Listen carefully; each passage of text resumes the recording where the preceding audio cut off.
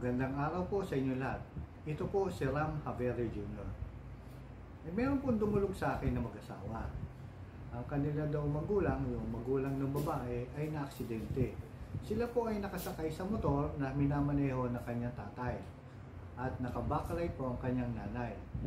Sa masamang palad po, sila po ay nabangga at namatay po yung kanyang tatay. Nahuli naman po yung suspect at dinala sa istasyon.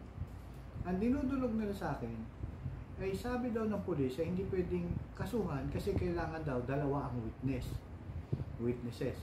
Yung pagkakarinig ko gano'n, ako'y galit na galit sa narinig ko. At ang sabi ko sa kanila, sabihin nyo sa kanila ang pangalan ko.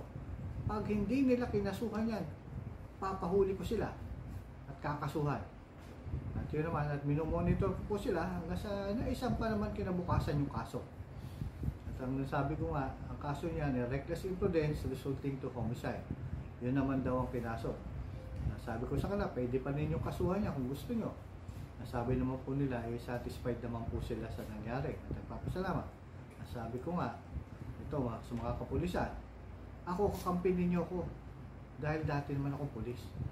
Pero pag ganyan ang ginagawa ninyo, na pinapahirapan nyo, na naagrabyado na nga ito tapos sila pag ginaganyan ninyo, hindi ako sasang-ayon sa inyo. Di ba?